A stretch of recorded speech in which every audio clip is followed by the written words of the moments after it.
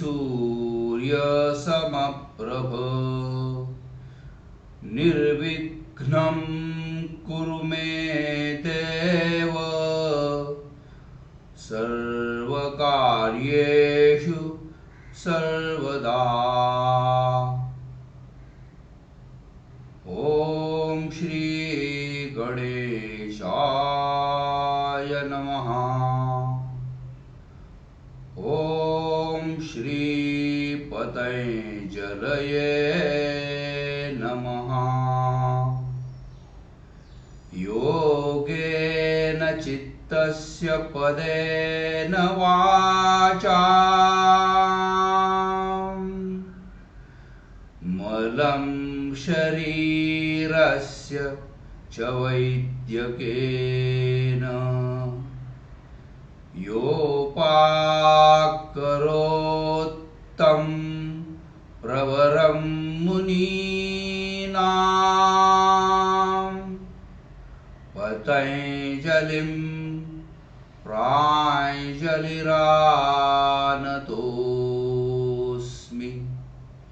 आबाहुपुरुषाकारं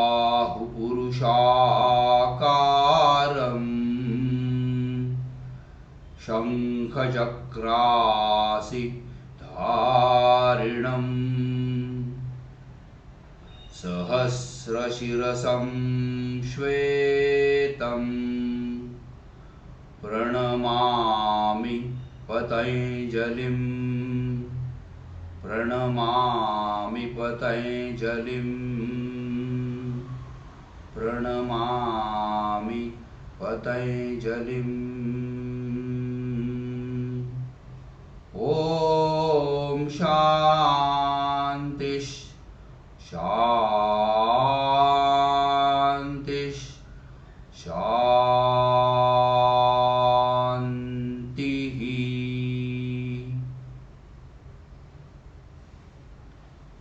Namaste, I am Dr. Neil Kulkarni. My website is adhiyoga.com, adhiyoga.com. You can get my information there.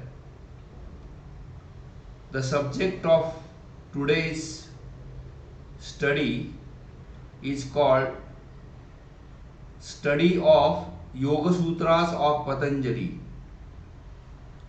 So we should understand here that in this lecture series we are attempting to study the Yoga Sutras, not read the Yoga Sutras or just listen to what is already known or what one wants to say. We are interested in study of the Yoga Sutras in such a way that we feel we understood them. In this there will be a part of the question answer session, part of it will be explanation and part of it will be discussion, which will be a smallest part. This is the first of this session and it is called Introduction to this entire lecture series.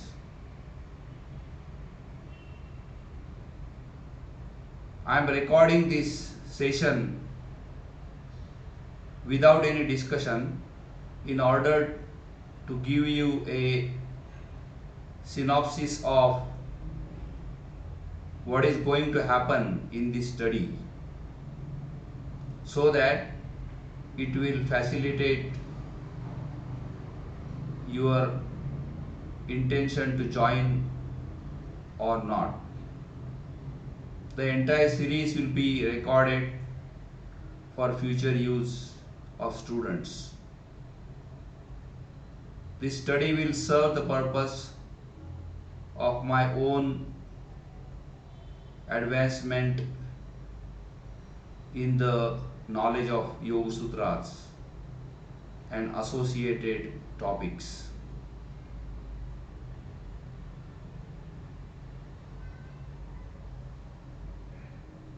There are many people I can thank. However, I'm not going to spend any time in mentioning them. If you wish to know those persons, you can go through my literature preface and you will find those names. Of course, I have to thank Patanjali himself to give me the opportunity to study the yoga philosophy. So the first thing I want you to understand is, since you are interested in studying the Yoga Sutras of Patanjali, definitely you know something about them. What I want you to know about Yoga Sutras of Patanjali is that it is one of the 6 darshanas. Darshana is a system of philosophy. Darshana is a system of philosophy. Of course, it's an Indian philosophy. However, it is considered universal because the Indian philosophy is not based on any religion. So, to give a short understanding of the history of Indian philosophy, which you can also study from different literatures, is that the oldest knowledge of Indian thought is found in Veda mantras called Sanhita. These Veda mantras or Sanhita is basically a prayer to various deities in order to propitiate them and obtain the benefits through these prayers. Most of the time these prayers were accompanied by a fire ritual called Yajna. At the time of these prayers, various requests or prayers are made to the deities for material wealth as well as spiritual benefits. Most of the request is for material wealth.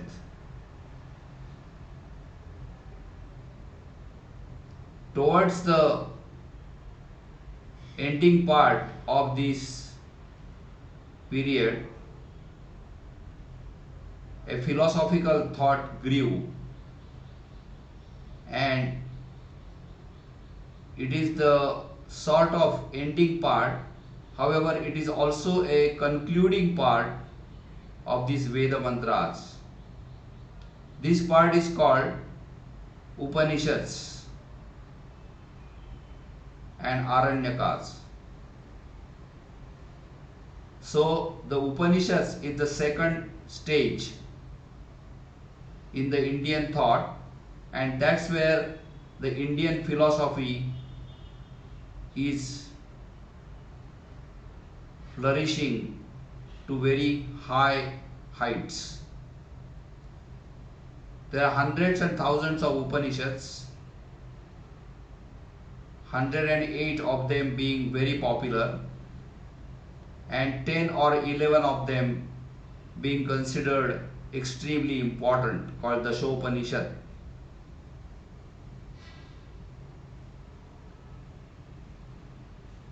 In the Upanishads, the human life, its interaction with the surrounding called as world or Vishwa, and the relationship of an almighty or a creator or an entity which is all in all with the human as well as the world is expounded in the Upanishads. Different Upanishads use different terminology and sometimes different logic as far as methodologies or explanations are concerned. However, the entire gamut of the Upanishads lead to what is called as the highest good for the human life, called Nishreyas. Shreyas means good and Nishreyas means that after which there is nothing better than that. This Nishreyas also has different other names such as moksha, which is liberation from the worldly life, mukti, kaivalya, etc. The understanding of Indian philosophy is that the highest good of the human life is in obtaining liberation from the worldly life, that is birth and death cycle, and not in enjoying the material wealth.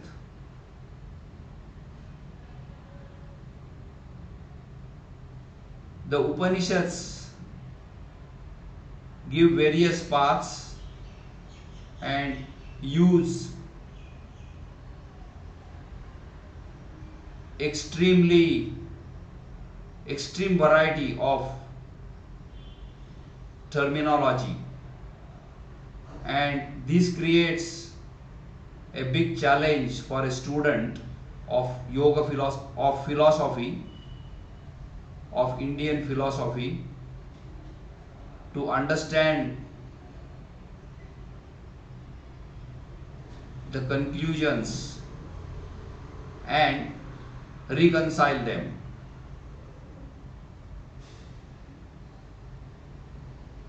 So, in the third stage of the development of the Indian philosophy, a systematic approach is taken by what is called or who is called seers or self-realized individuals called Rishis and Munis.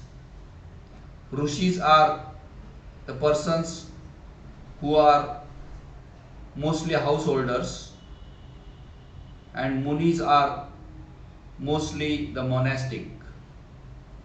Patanjali was a Muni and not Rishi. Now, these persons have written a systematic approach of obtaining the Nishreyas. There are 6 darshanas which are most popular or most accepted as authority, called Shat Darshan. There are 3 other darshans which were added later to Indian philosophy. One is Bauddha Darshan, second Jaina Darshan, and the third one being Charvak Darshan. However, the Shat Darshanas are the ones which abide by the authority of Vedas, and they are called Astik Darshanas. These darshanas give 6 different systems of philosophies to obtain the goal of human life. We are not going to expand on all these darshanas. we will directly be interested in only the Yoga Darshan of Patanjali. Patanjali has coded this Yoga Darshan in sutra form in approximately 198 sutras and 4 chapters called padas.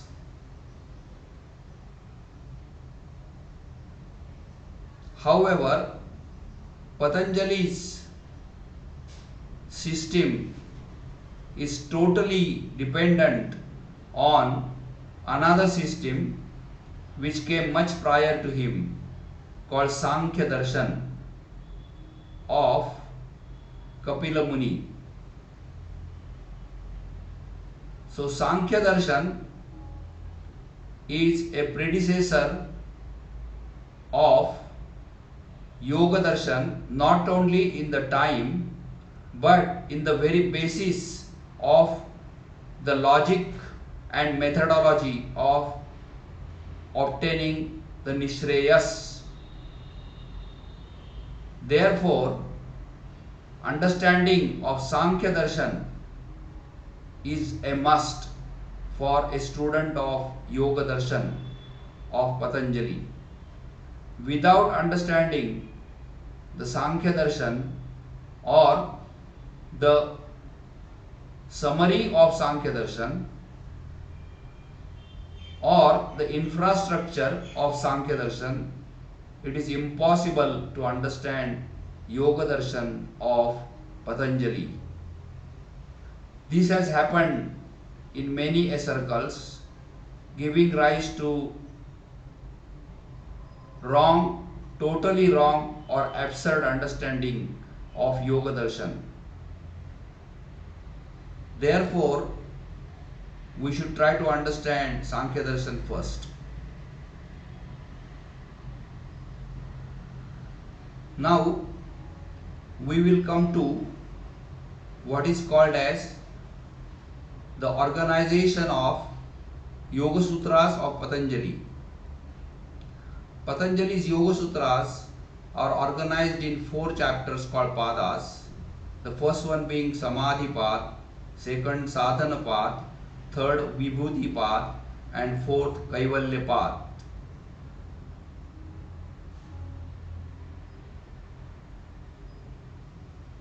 This arrangement is not logical. It is possible that the Yoga Sutras were taught on an oral basis in the past and the explanation was directly given to the students.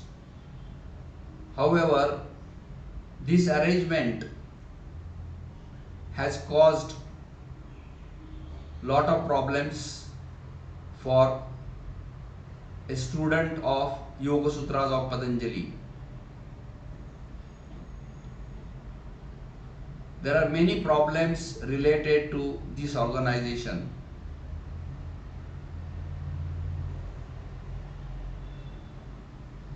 In addition to that, there are various very essential topics which are missing in the Yoga Sutras of Patanjali, and since these topics are missing, either a incomplete understanding or sometimes wrong understanding has resulted.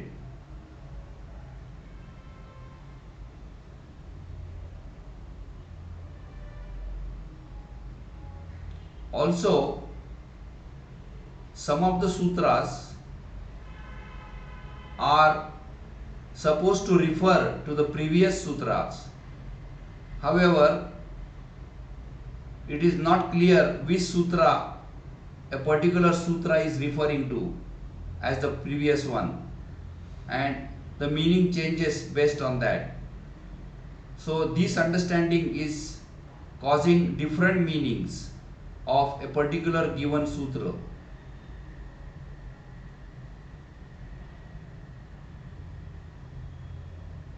And there are places where a particular terminology is appearing more than once.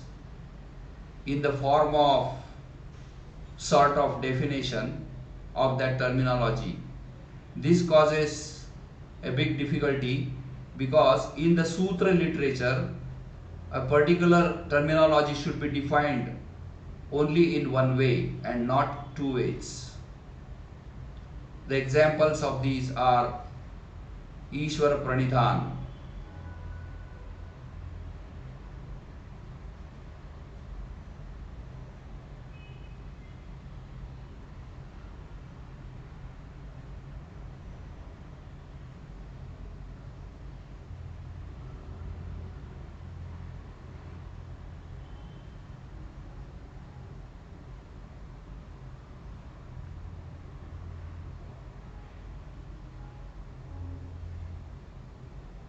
or even tapas, etc. Therefore, after my prolonged study of Yoga Sutras, I decided to rework those sutras, and I created a new treatise which I have not advertised as of yet, but I will take this opportunity now, and that treatise is called Patanjali Code. So this book has two parts. The first part, which is given in the second half, is the translation of original Yoga Sutras of Patanjali. This book was written long ago and it became popular and sold out on the Amazon. It is used by several students in order to understand the meaning of Patanjali's Yoga Sutras. The second part, which is the first half of this book, is my new formation of Yoga Sutras of Patanjali in a different organization with additions of my own sutras, changing of some of the Patanjali's Yoga Sutras and keeping some of the Patanjali's Yoga Sutras in the chapter called as Auxiliary Sutras, which are not directly essential to the understanding of Yoga Sutras of Patanjali. For example, the sutras related to supernatural powers. Some of the supernatural powers which are given are not essential to the understanding of Yoga Darshan. For example, a sutra which deals with flying in the air or walking on the water. And there are several of these supernatural powers which are not essential. However, there are some supernatural powers which are extremely essential as a part of methodology of the Yoga Darshan of Patanjali. Now, I have not written commentary on this book yet. Maybe this lecture series will be the initiation of that effort. However, there are critical comments written which directly compare the old sutras with the new sutras. There is a reorganization and why and what of that in those critical comments. One should understand that I have not disrespected Patanjali's work or not even changed the basis of his logic as far as the Nishreyas is concerned. I have retained the meaning and the intention and the core of Yoga Sutras of Patanjali, I have only changed the organization, added the essential part, and changed the incomprehensible part, so that the understanding of the Yoga Sutras of Patanjali becomes easier and clearer. This has been reviewed by a scholar, and the effort is accepted to be good. Therefore, I will try to explain the sutras from this book. However, I will definitely be connecting them to the original Yoga Sutras of Patanjali. So, and also give the numbering of the original sutras so that one understands them. Namaste.